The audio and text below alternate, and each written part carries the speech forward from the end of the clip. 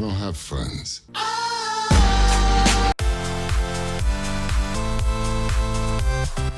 What is up, Fast and Furious fans, and welcome back to my channel. Today I'll be ranking all 9 of the Fast and Furious movies in honor of Hobbs and Shaw. I normally do the tier list, but I realized I haven't actually done a Fast and Furious ranking video on this channel, and since I haven't done it, I want to start out with that. So today I'll be giving you guys my favorite movies in order of enjoyment, and I need you guys in the comments down below and let me know what is your favorite, what's your least favorite. I'm a bit more divided on this franchise than I think some people are, and then other people completely hate every movie in this franchise. It is one of those that if you're on one side of the fence or the other, I can understand that. I can get behind that. They are over the top, they're obnoxious in a sense, but in another sense, they're fun and full of action. So all opinions are welcomed here. I'm not going to shut anybody out, and I appreciate you clicking on this video.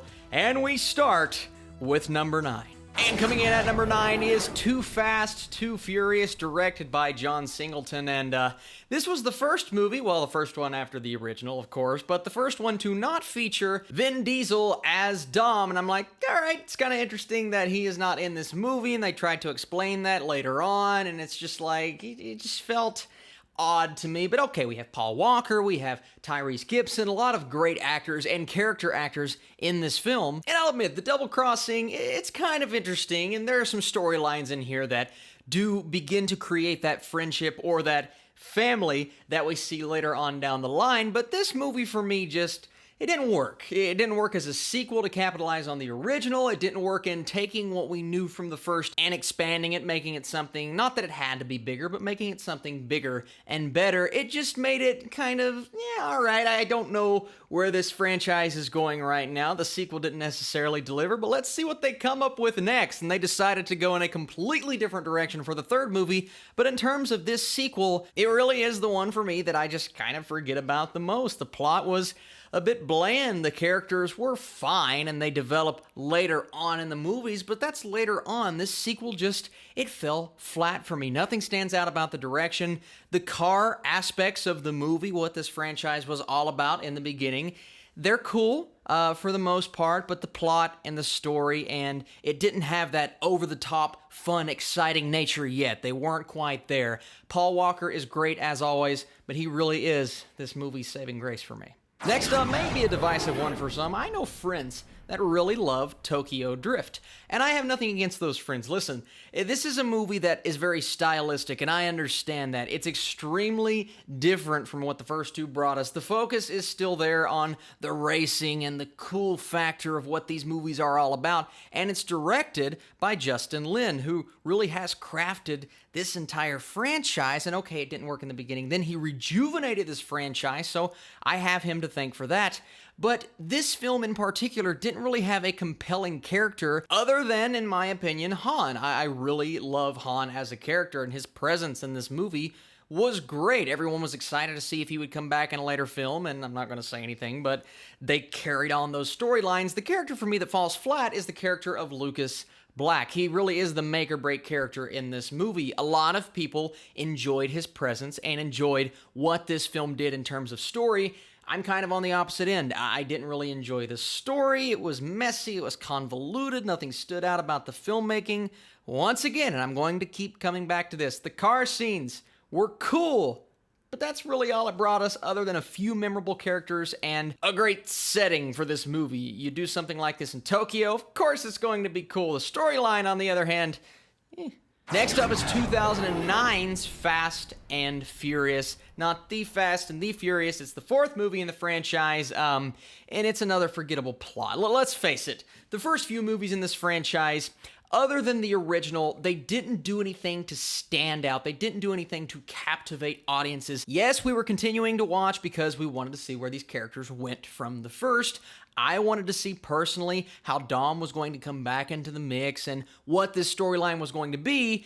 And in the storyline, it brings in some new players that carry on, and I really like that. And it reunites Dom with a few of the players from the first movie. But you know, the plot, pitting Dom and Brian against each other, and they must overcome those battles to come together and work together and solve everything that's going on in this movie. And I don't even necessarily remember what they were trying to solve because it's another plot for me that was just kind of forgettable. It's one that doesn't stand out. Not that every single one of these movies, I feel like I'm saying the same thing for each, has to stand out, but it's all at the beginning of the franchise, just cars and racing, and that's great. And those scenes were really cool. Now, you started to feel those flavors of the heist aspect. You started to feel those flavors of veering more into the action territory in this movie, but it didn't quite get there for me, even though it came closer than the other two. Next up is The Fate of the Furious. That is the most recent Fast and Furious movie as a part of the franchise, and this has all of the characters that we started to know from the first, of course, and then we started to know from Fast 5, The Rock and Vin Diesel and Jason Statham. You have Charlize Theron in this movie. It is packed full of talent, but it's also packed full of a very convoluted story. A story that just felt like they were trying to capitalize on the hype of Furious 7, Fast and Furious 6, Fast 5, 3 movies that I prefer over this one, but this one didn't quite get there for me. There were emotional moments, and then you have Jason Statham kind of turning the page a bit on what his character used to be. He's becoming something new entirely, and I loved him. He was actually the standout in the 8th movie of the franchise for me, and there were multiple scenes that I enjoyed. The Rock's presence, of course, as always, but this was one for me where you were just kind of missing the flavor of the direction of the prior 3. F. Gary Gray is a good director, but I feel like when he gets caught up in these studio movies, he doesn't get the chance to shine, and this was a movie that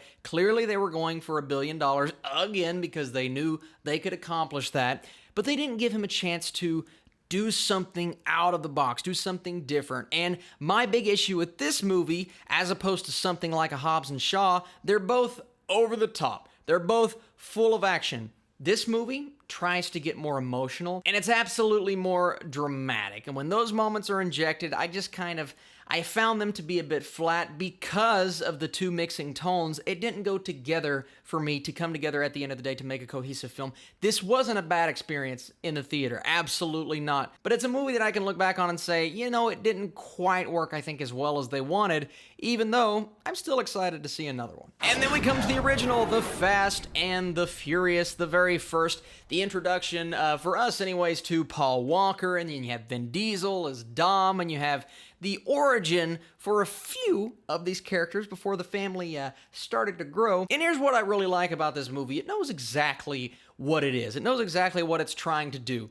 Is it as intriguing, as engaging as the movies I have above it on this list? No. Is it a really good movie, necessarily? Is it one that stands out from the rest of the crowd in the early 2000s? I think for some, absolutely. For me, not as much as others would say. It's not one I go back to. It's not one that I revisit. It's not one that I will say is one of even my favorite movies from that year, but I think it is decent for what it was trying to do. I personally didn't think it could set up this franchise. Now, at the time, I was super young, but looking back on it, I'm like, oh, that movie's not going to turn into what it is now, a $1 billion franchise, but it's still fun, and the racing. You're in this movie for cars going fast and furiously, and that's really exactly what you get, along with some nice and captivating characters. The character work, the racing, it's all really good in this movie. The story, it gets better with time, but it was a nice starting point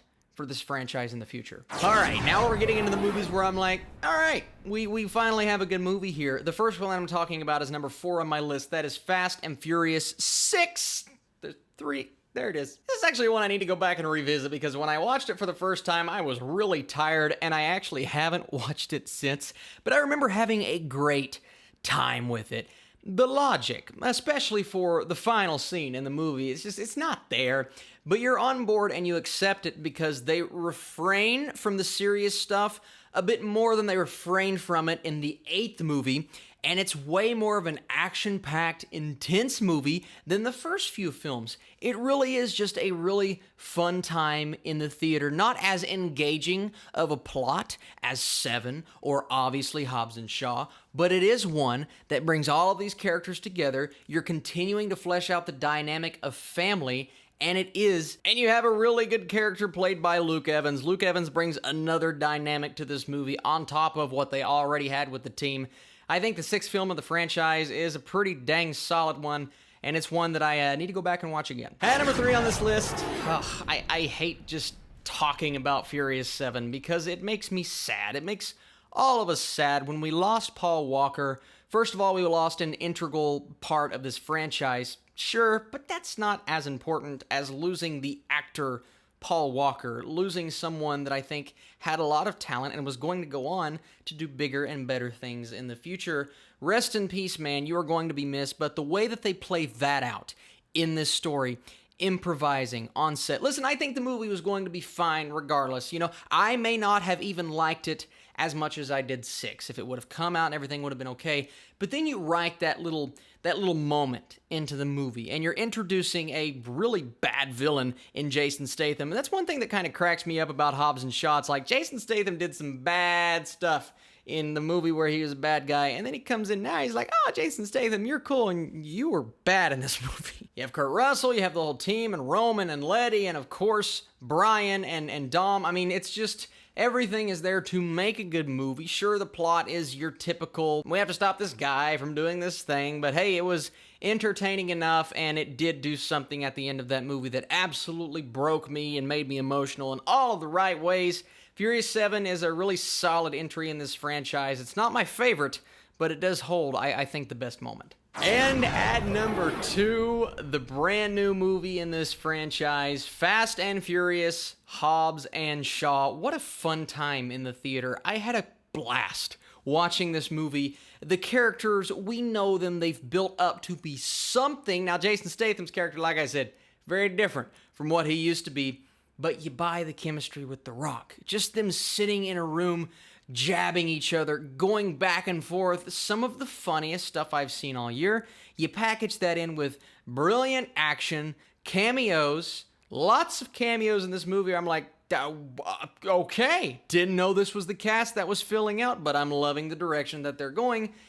Once again, it is, you have to suspend disbelief, whereas some of the other movies in this franchise wait till like the halfway point to set that up in their movie. This movie does it from the get-go, and you realize they are not in the world that we are living in. They are in their own Fast and Furious world. If you can't accept that, I think you're going to have a blast with this movie. It is action-packed, and it goes all the way, a bit too long, I will say that, but it goes all the way until the end. You're walking out of the theater having had a really good time, and I think Hobbs and Shaw is one of the better things they've done with this franchise. I want to see a sequel to that. And at number 1, we have Justin Lin returning to the director's chair. I don't know what happened to him between 4 and 5, but he just turned this franchise into something else entirely. Before, it was all about fast cars, and you have people backstabbing each other, and they're building this family, yes, but it's not what it is now. In this movie, Justin Lin says, you know what, we're going to, 1, bring in The Rock, and that is franchise fuel for literally anything you want to put him in, and 2, we're going to turn this into an action movie. Yes, we still have the aspect of, oh, we're backed into a corner, we're eluding the authorities, we're in Rio de Janeiro this time, and that provides for some very incredible imagery. I think the imagery in this movie is some of the best of the entire franchise, but it's just shifting into something else entirely, and it turned this movie, 6 and 7, for the most part 8, into a franchise that is, 1, making over $1 billion per movie now. We'll see what Hobbs and Shaw does. It's a spinoff, but I still, guys, the fact that this is making that much money is crazy. And 2, something that just continues to bring in the stars. People want to be a part of this franchise now.